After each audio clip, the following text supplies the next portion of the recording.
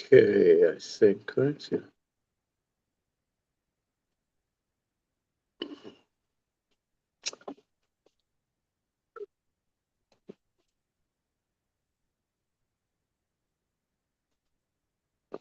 Okay, so Shalom Alech Karen. And cool. All right, so you got two people with cameras on, so that's pretty good. So can so we are at a well, first of all, it's a new month. So let's relate to that first. I have a file with quite a bit. Okay, so usually Rav Kook wrote, it's the month of Tammuz. And Rav Kook wrote a poem describing the essence of it.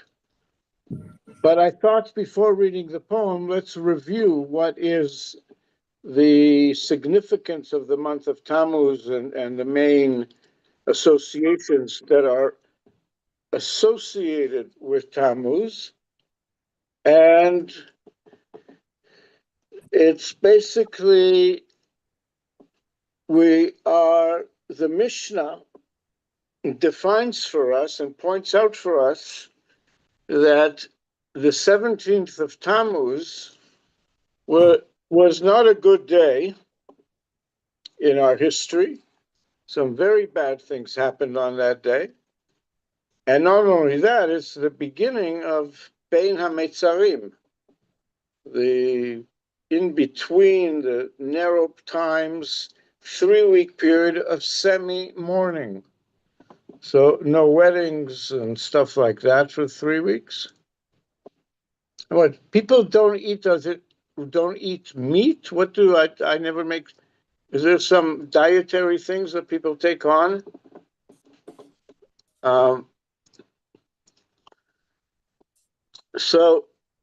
And their Mishnah defines them that there was 5 things that happened. And maybe the order is in severity, maybe not, let's see. But the first thing, well, yes, this is obviously the worst thing. This was the day Moses came down with the tablets, and he saw the golden calf, and so he smashed the first set of tablets. That's one of the most dramatic incidences in human history. And then during the first temple period, the daily Korban Tamid, the everyday Korban, stopped because the city ran out of sheep, the besieged city. And then I guess it's the same siege because then the walls of Jerusalem were breached by this is the second temple. In the first temple, we were besieged and ran out of sheep. In the second temple, the walls of Jerusalem were breached on the 17th of Tammuz, leading to Tisha B'Av in 3 weeks. And then there was a burning of the Torah. A Roman military leader named Apostomus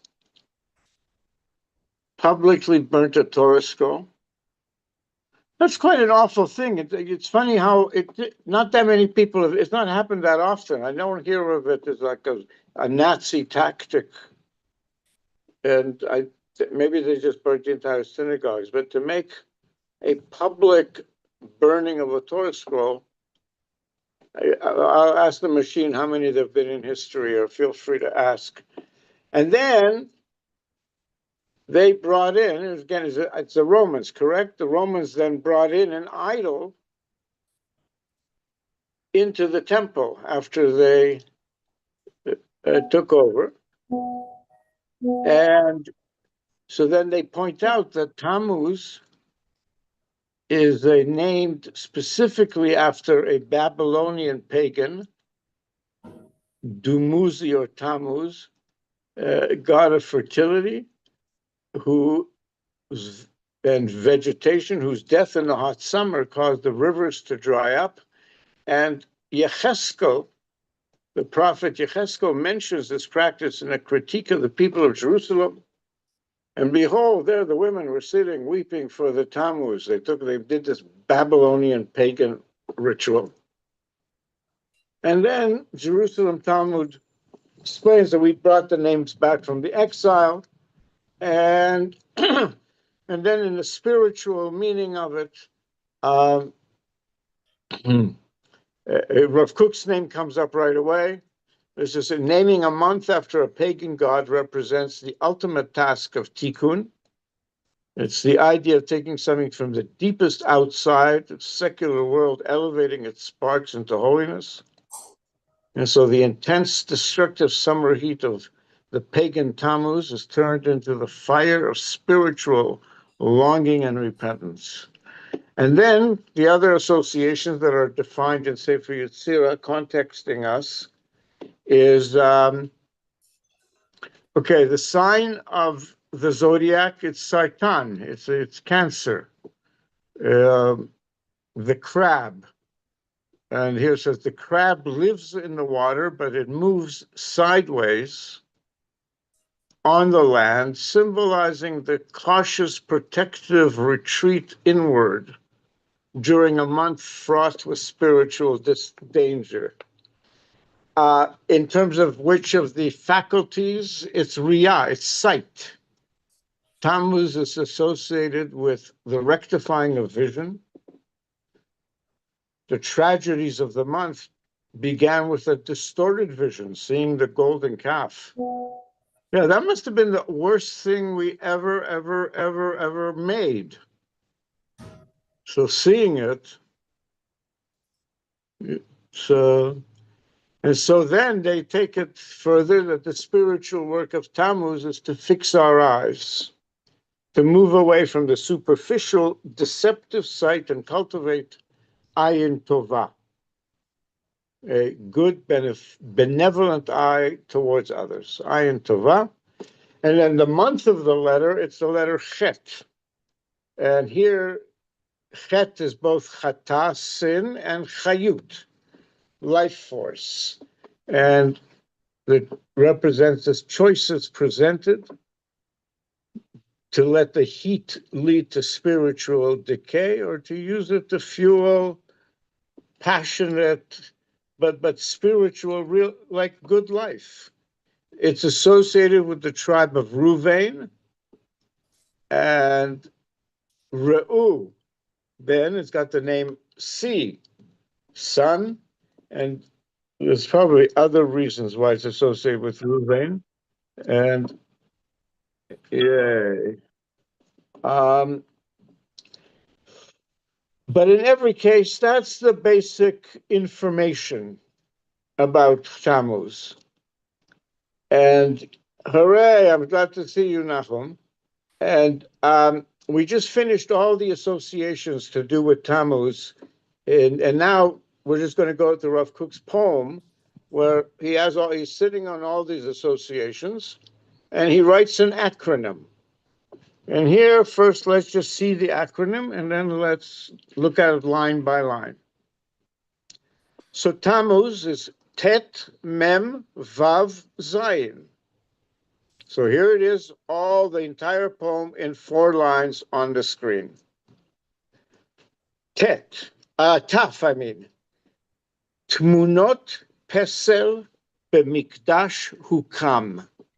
Mem, מחנה אויב על העיר השתרע, וו, ובעברת זדונו בחמת נקם, זין, זבח התמיד בטל השחית הרע. So now I'll read it just without the references, just to hear the rhythm and the rhyme. תמונות פסל במקדש הוקם, מחנה אויב על העיר השתרע, ובעברת זדונו בחמת נקם, זבח התמיד בטל השחית הרע. All right, now let's, the machine gave me a translation, so let's see. The first line, Tmunot pesel b'mikdash hukam. An idolatrous image was an idolatrous sculpture. Pesel is a pasul. I mean, because they made us say that the references, it wasn't an idolatrous image, it was an idolatrous statue. But tmunot pesel b'mikdash hukam. An idolatrous pesel was erected in the temple.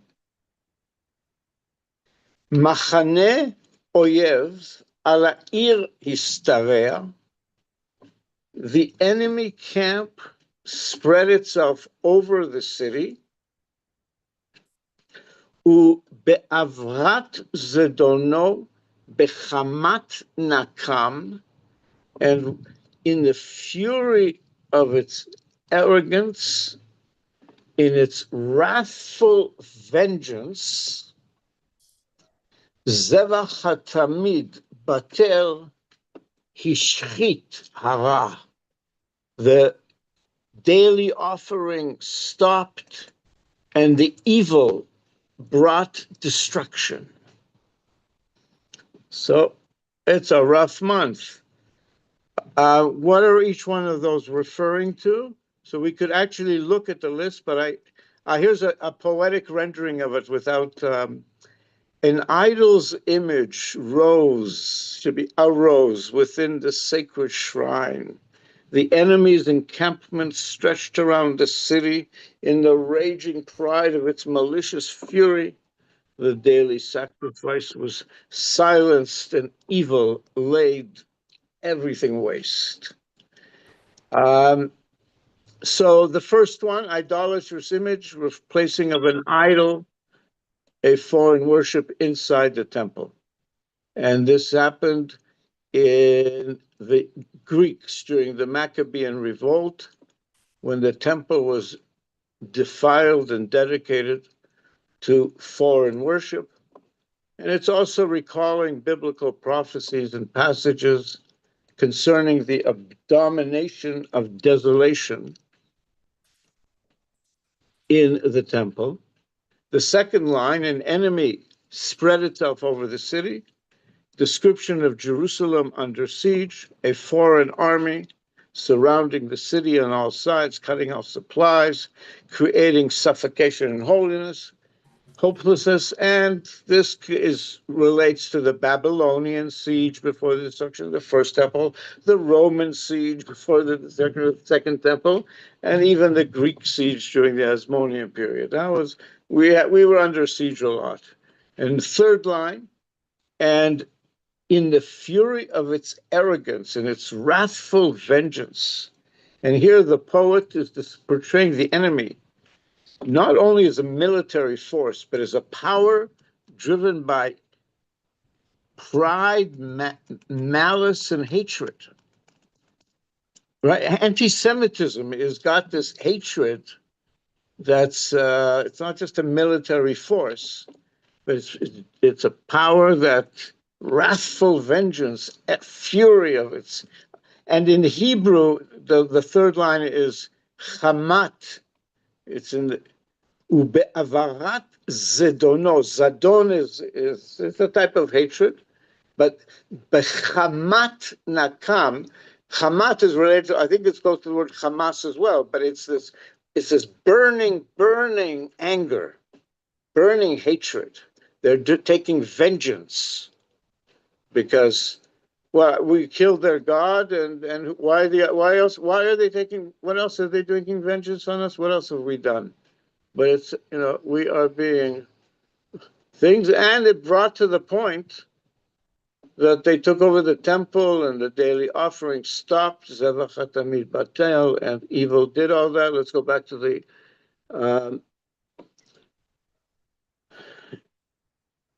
it's a power driven by pride, malice, hatred, an outburst of its wickedness and pride, a rage that seeks to humiliate and destroy. It's a moral description of the enemy, not merely military. And in the fourth line, continual daily offerings stopped, evil brought destruction. The Tamid offering was the sacrifice offered every day, morning and evening, twice, morning and evening. And when it ceased, it meant that even at that point, everything else had ceased. It was the last thing to go, that even the most basic and constant temple service came to an end. And this had the Chazal mentioned that the ceasing of the Tamid is one of the terrible events that preceded the Churban, and evil brought destructions. Wickedness ruined and corrupted the sacred order of the world. And we don't have to, that's enough. This is, if you want the whole file, there's a little bit more, but that's basically, that's what Tammuz is. So I want to bless us that, I mean, it's amazing how many bad things can happen at once, but we can't be that surprised given, given our history and the sort of destruction here, because it's both spiritual and physical. The things that happened are both physical and spiritual destruction against Israel. And so it didn't just start yesterday. Here, this is in the Mishnah, the first utterance of the Torah Shebaal Peh, defining these and all this. And we're still in the same battle. It's more or less. So I want to bless us that finally we can bring Shivat Asar Tammuz and Tisha B'Av to be days of great celebration. B'mehera b'yameinu v'nomar. Amen. Amen. Yeah, so Chodesh Tov, and it's a 2-day Rosh Chodesh, so maybe tomorrow we'll see if we get a little more. But in this case, now what I'd like to do is introduce us. Well, let's review where we left off, and then we're starting a new chapter. And it's a very important topic. So to review where we left off, please. Oh, good. No. All right. Sorry, but because of the machine, it went to take it down to the last one.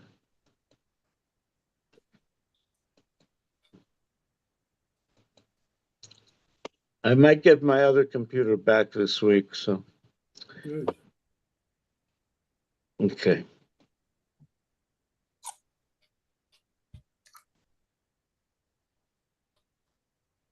I mean, it's a huge file. It's like 500 pages. It's this particular book.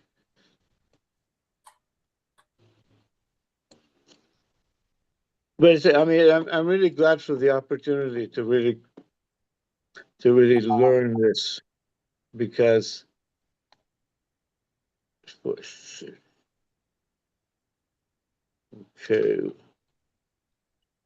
okay. For 12, I have to go back to it.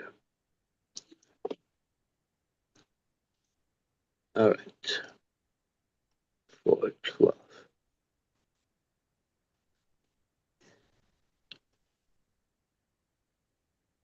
All right. This was the last one in the section that was the thematic title of the section. The entire whole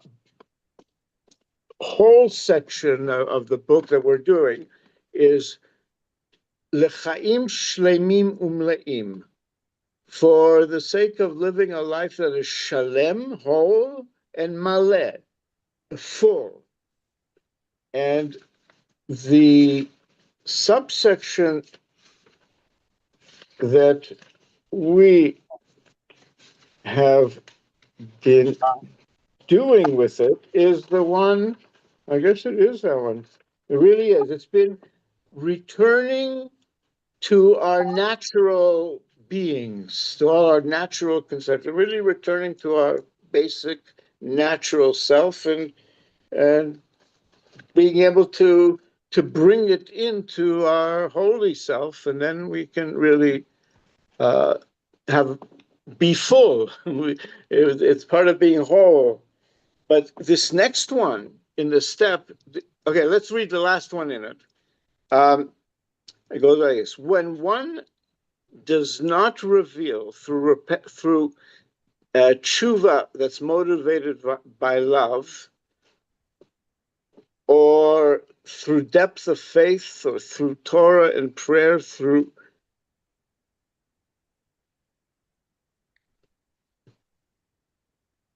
if what we're doing is not moving, it's not in the context of tshuva mi ahava, this a loving desire to be close with God through depths of faith and through prayer and through our mitzvot and everything, and through the innermost secrets of the God of the Torah. And if all of that does not bring us to the or shelemala min hateva, to the light that is beyond the natural realm, well, our soul then becomes caught in the chains of nature. And we also are lowered into the lowliness of nature. So it's almost a balance for the entire thing that we have to come back into our teva and so on, but it's a warning.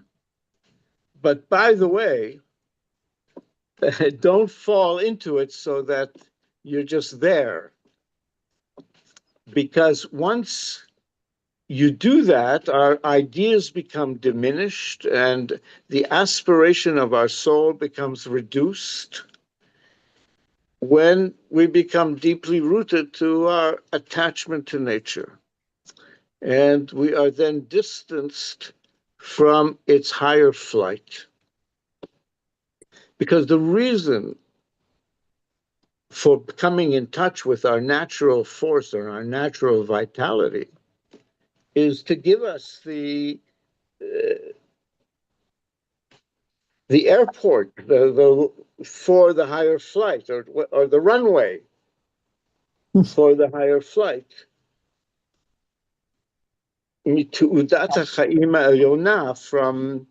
the, so it's an expression of the supreme purpose of life. But he's saying if you're so caught in the natural, then you're distanced from your soul's higher flight, from reaching the supreme purpose of life, which is the entire purpose of our being. Well, that's not good news. He ends it on that sort of note. But to put it on a positive frame, I really want to bless us that we can unite our teva with our neshama, the teva of our being, with our neshama in such a way that our ideas are expanded, the aspiration of our souls grows, and we are able then to experience the higher flight of our soul and touch the supreme purpose of life, which is, that's why we're here, is to be to living in touch with the divine and expressing the supreme purpose of our life in our life. And then we're doing what we're here to do. So I really want to bless us that we can really integrate this in such a way that we fulfill megamat havayatenu. Each one of us has a reason for being here, and each one is unique.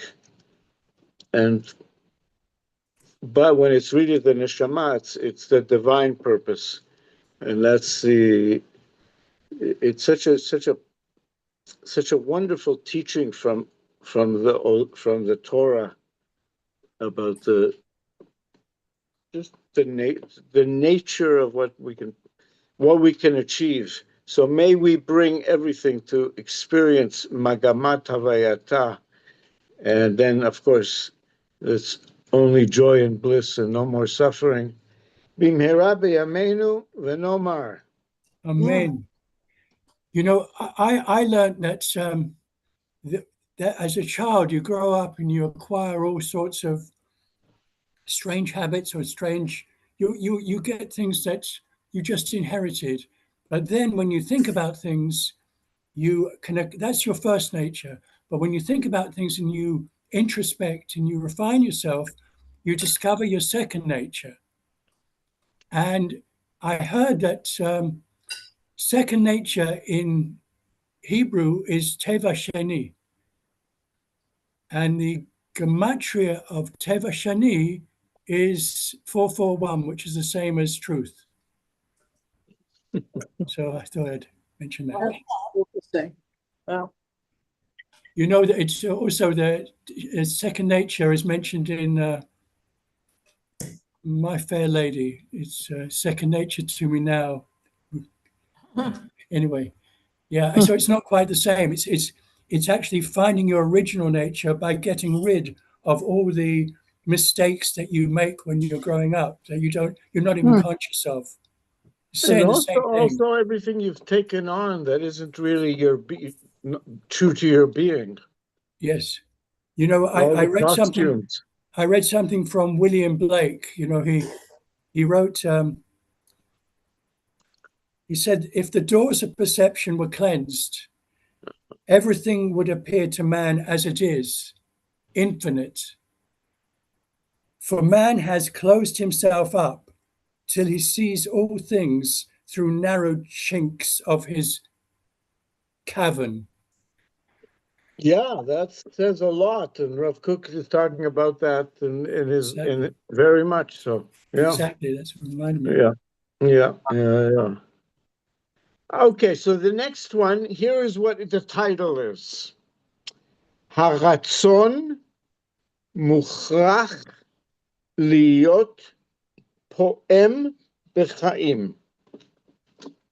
The will has to be active, pulsating. Poem is that it means pulsation I think is the literal translation. B'chaim, alev poem, the heart. It's used for the heart, the heartbeat. Alev poem.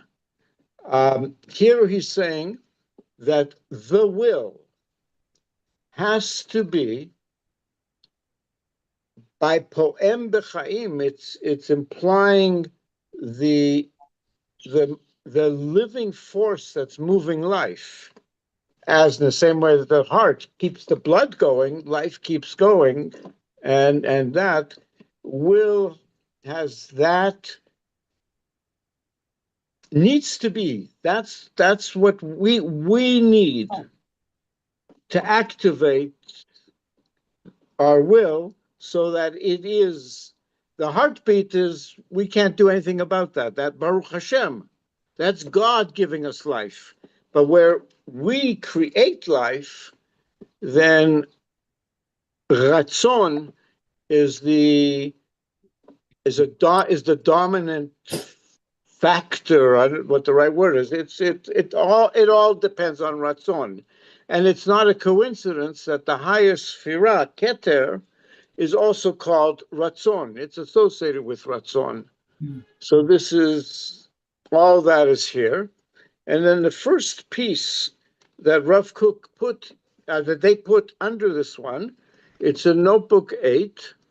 And also we get the title of the text, When did he write the this? chapter. Well, When did he write this? well, this next one, he wrote this in London, in London, like 1917, 1918. And all right, Haratzon Yesod HaChaim Hu. The will, it's the foundation of life. This will make it a little bigger.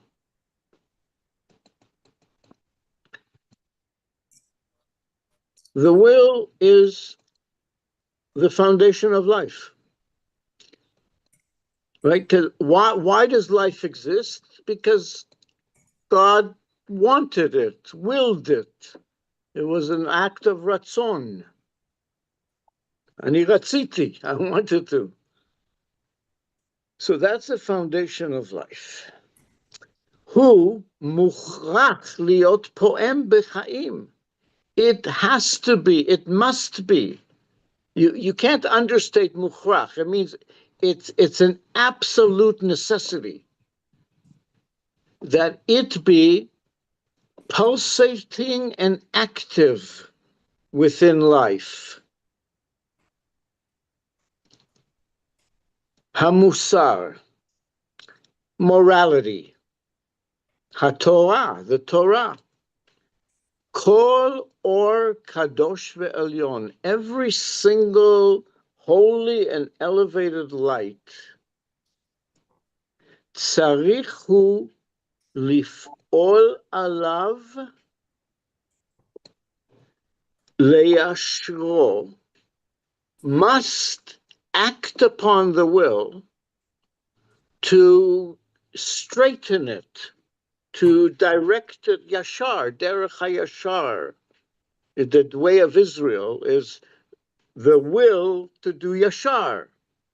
So all of the religious stuff, the spiritual, all that, is all about leyasher et haratzon. But lo letashtesh et kocho, but not to blur, weaken, obscure its power. It's not to reduce its power. It's the most powerful force we have. Hachlashat koach haratzon, the weakening of the power of our will, al yedei ma'amasot matridot, through burdens that are just matridote, that are matridote, that take over from what we really want to do in that sense, like burden, encumbrances, things we have to deal with, and so forth. Something like that. It's an interesting phrase. I'd like to research that a little more, but let's see if he goes on here. But it is something that okay, let's say I take on a certain religious commitment to something, that in a certain way I have to suppress my will because I've taken on this particular commitment, though it may not be necessary to do it. But somehow we take on things. So the weakening of the power of the will through burdensome encumbrances. I looked my treat up, it said bothersome. Does that? Which? I looked up my treat and the computer said bothersome. Yeah, burdensome. Yeah. Burdensome. Right. Yeah. No. Even when sheyu novot mimakom elyon vekadosh lefi dat adam, even when these burdensome encumbrances are coming from a place of an elevated, exalted, holy place, according to the person's opinion. Even in that case, taking on, I guess it's other whatever it is. I mean, I can understand sort of social pressure and to fit in and stuff like that. And even if we think that that's the way, this is the way to do it, to be holy, just that taking on those things that weaken our will, he מדלדלת את הצורה העליונה של הוד האדם. That ends up actually diminishing, dulling, making weak the higher form of the human splendor. That happens a lot in school where you're forced to conform without understanding why, and it takes away so much splendor, so much of your inner vitality. It diminishes the yeah. Yeah. Because if we don't give our will its greatest expression, then we're sort of keeping ourselves in some sort of jailed state. Because here is the punchline, which this is the sort of thing that would get Rav Kook into trouble in certain worlds. Or HaKodesh, the light of holiness, בעוז הרצון וחפשו, הוא מתגלה. The light of holiness is revealed in the strength of the will and in its freedom. Stronger our will, more free, then light of holiness can be much more strongly expressed. So the light of holiness is revealed in the strength of the will and its freedom. Behodo hara'anan hu mitgaleh, in its fresh and vibrant majesty of the will. It is so the light of holiness is revealed, because it's when we touch that place within ourselves, we end up. That's our divinity. That's our Tselem Elokim.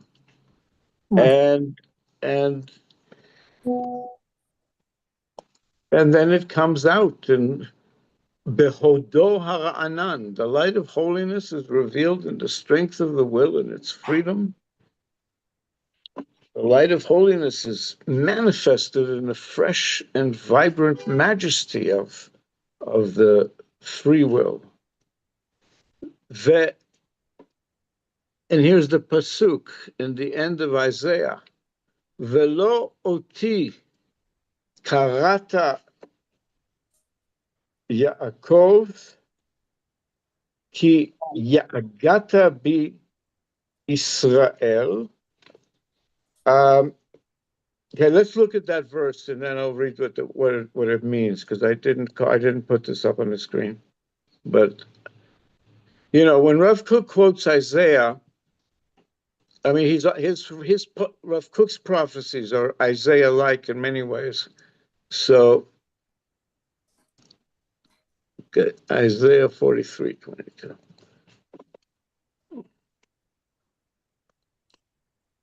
And Isaiah and Jeremiah, maybe a few others, but there's no.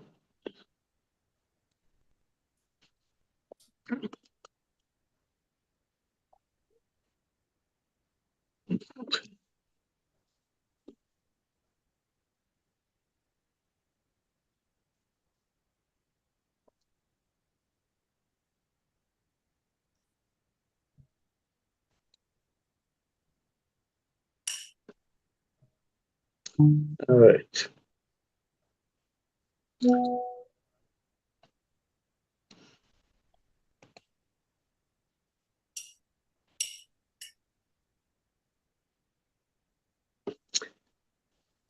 Okay, so what number? 22. But what number is that on the screen? That's why I can't see the number. Hold on, I have to make it a little smaller, I guess. V'lo oti karata, Yaakov. The Amzu Yatz. Here it is. Okay, here's 21. Oh. Amzu Yatzartali Tehilati Yisaperu. These people I formed for myself, Israel. Tehilati Yisaperu. They will declare, tell of my praises. That's why we were formed, yes? That's what he's saying here. Yeah. Velo oti karata Yaakov, ki yagata bi Israel. Oh, so it's a tochacha. Yes. But you didn't call me Jacob. You didn't worship me, Jacob. You yagata bi Israel. You got weary of me, Israel. You didn't bring me your sheep, your burnt offerings. Well, this fits in with the parsha. Nor honored me with your sacrifices. The translation I've got is slightly different. It translates it as, "For you have wearied me."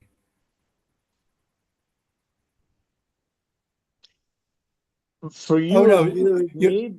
Go on. Oh no, no, sorry, you have wearied yourself. Yes, sorry. Yeah. So, but that's at the end of the Rav Kook piece, and then it describes the things we didn't do, and it's all temple stuff, right? You didn't bring me the fragrant and all this stuff. Instead, you burdened me with sins, wearied me with your iniquities. Yeah, this is what you wearied me with, and Anochi. But the good news is, Anochi, hu moche pashaecha. I erase your psha'im for my sake. V'chatotecha lo eskor. I'm not going to remember your sins. Help me remember, join in the argument, tell your version that you may be indicated. I guess it's saying, speak up for yourself. If there's things I need to know, and so on and so forth. But it does say about your earliest ancestors sinned, your spokesman transgressed against me. And so what happened? Achalale Sarei Kodesh. Chilul. The holy princes were profaned. Ve'etnam lecherev. Yaakov ve'Israel legidufim. I left Jacob to a cherem. Cherem is, the modern word is, that's where everybody's got us in cherem. The whole world's got us in cherem. What's the English word I'm thinking? Excommunicated, was it? But no, it's like the boycott. Oh, right.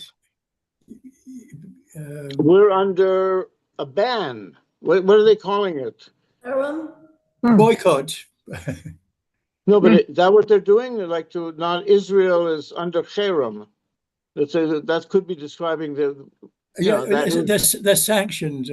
Sanctions. That's probably we got lots of we're being sanctioned, and so I've abandoned Yaakov to cherem. Well, there'll be, and cherem is also you can't deal with them. You're kicked out. It's like you can't be, you're not allowed to touch them, sort of thing. And Israel to gidufim. Giduf here is translated as mockery. So somebody wants, I guess, Nigel, if you want to look up giduf, it's a particular type of mockery. Okay. But given the level of the different things we're being accused of and thrown at us, this is here Isaiah speaking about the world is, you're going to be ridiculed and sanctioned. Jacob and Israel. And it's also interesting to see what's associated with Israel. Isn't it even worse? Isn't it your name is like nothing? Like your name, it doesn't have to do with something with the name. Cherem? Biduf? Or your cherem, like something with your, like discrediting you through your name being spread, that it's not good, or you're abandoned, or you're ostracized. I thought it had to do with name, not, so No, let's just look it up okay, fast. And okay. Chet Wishman. Because I don't know. yes, Chet Wish. Excommunication, separating. Yeah. Separation, we could yeah. Nidui harchaka. Yeah, oh, this is all in English. Let's I need, what is it? I mean, here in Hebrew, it's basically nidui cherem chavati. You're not allowed to deal with them. Cherem tzarchani. You're not allowed to do business with them. It's all these different levels of cherem, but it's basically, that's what they're Like total ostracism. ostracism. That's it. Yeah, that's good. Ostracized. For Giduf, it says a profanity, I like this word, obloquy or cursed. Doesn't sound very nice. No. But all right, so that's what's being described here, though. Let's go back to. Yeah, so that's and Rav Kook is bringing that in Right. not at the end of the piece. Let's go back into the piece. Might as well just do it from the beginning because of that. The will is the foundation of life. It has to be a pulsating, active force within life. And the purpose of learning ethics, morality, Torah, and all the holy, exalted light that we bring into our life is in order to act upon the will, to keep it straight, yashar, direct it aright, but not to weaken its power, not to weaken its power through taking on all sorts of the burdensome encumbrances which weaken the power of the will. And even if these encumbrances are coming from a holy and high place, according to your opinion, it actually ends up dulling, weakening the higher form of our humanity, dignity and splendor, where we're at our full freedom of will, because the light of holiness is revealed in the strength and the will of the will and its freedom, and manifested in the fresh and vibrant majesty of the will. And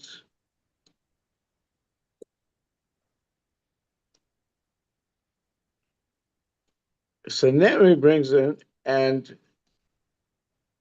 you did not call me Jacob, you have grown weary of me, Israel. I guess somehow. Why does he mention we that didn't. there? We didn't. You have gone. The impression here is we didn't impress our will. We just stopped reaching out. Definitely, yes. And because here the next thing is the hamatatafim, the reduction of tircha, of excessive burdens, disturbances, reducing our burdens is one of the goals of the divine Torah, so that we don't feel so weighed down with it, and we can really connect with Hashem. We can weigh ourselves down with things that and to tell you the truth, one of the ways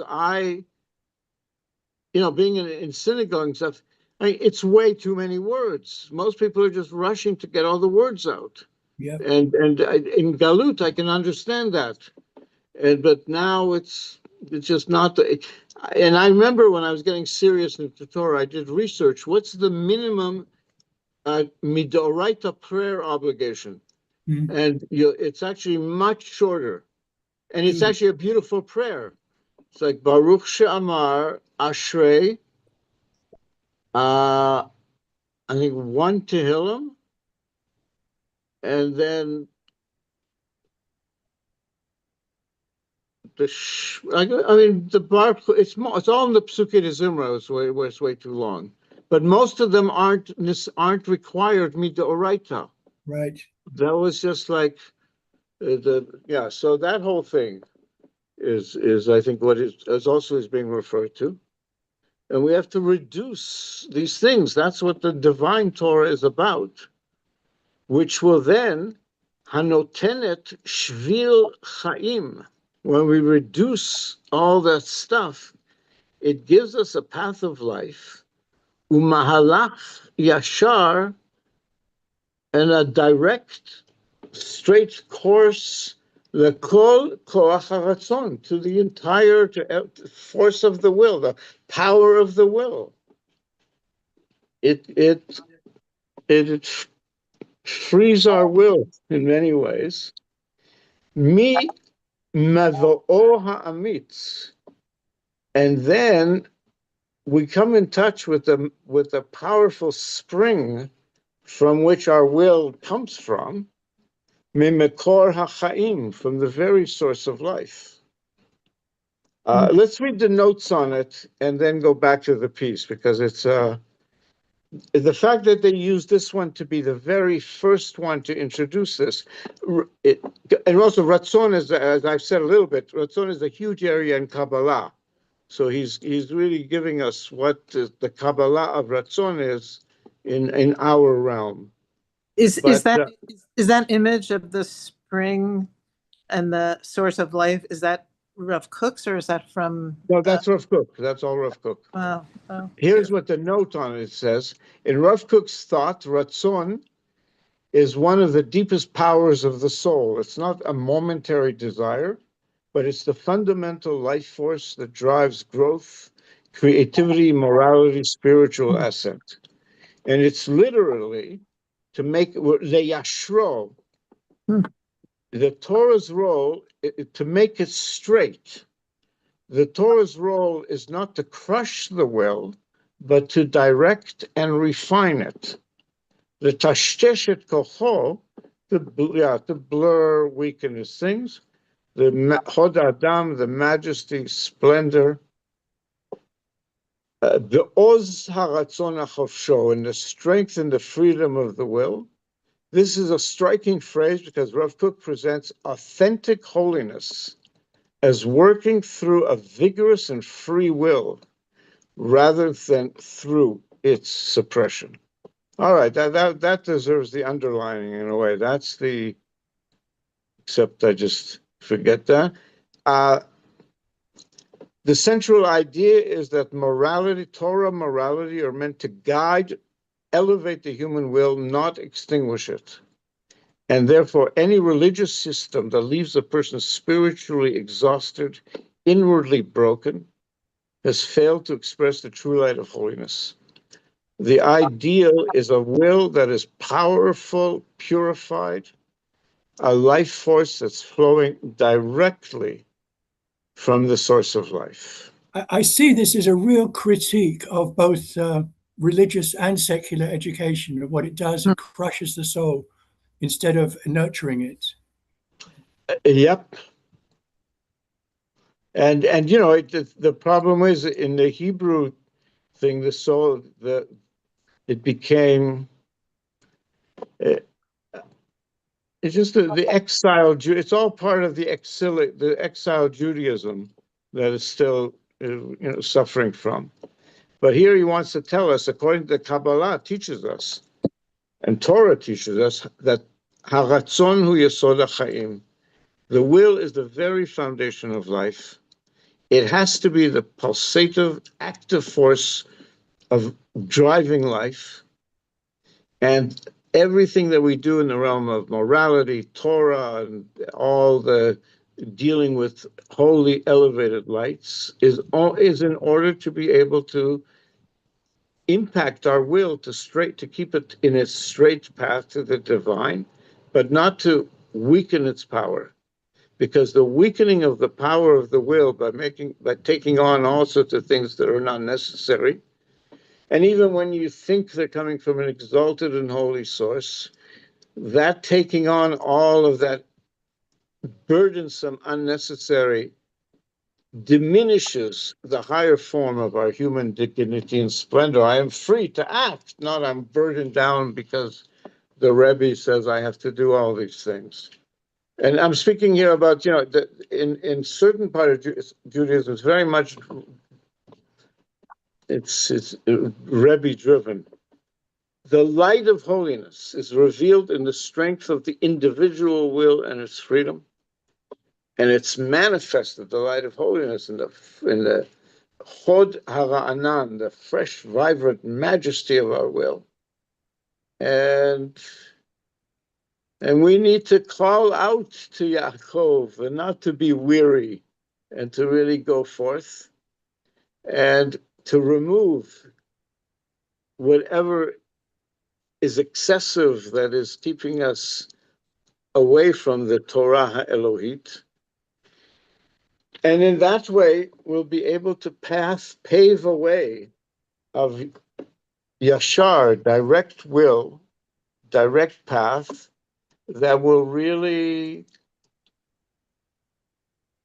give full freedom to the koach haratzon, to our koach haratzon, because ratzon is what we share with the Creator. The other things are also, but ratzon is a very core part of our being Tzelem Elokim, and when our ratzon is coming from our deepest being, our pure, natural, divine being, it's tapping into Mevo'o ha'amitz, the mighty spring. It's tapping into the Mekor ha'chaim. We're really tapping into the very source of life. So I want to, first of all, thank God for making it possible for us to tap into the very source of life, and not, because one of the distortions of God is it's all out of touch. You can't even touch it, and all of that stuff. Somebody else, only through someone else, and it really is what God is here in order to be dancing with us, and we're, Israel is blessed with the contact we're having, and hopefully we can really bring the entire world to dance with God.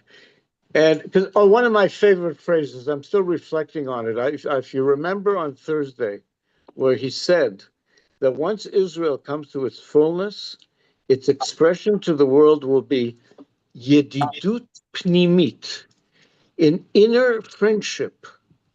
We will have an inner affection for everybody on planet Earth, and we'll be sharing that. It really is the power of love as being the victorious power, and Israel it is about the power of love, because the creation was an act of love, and our creativity is here in order to give love expression.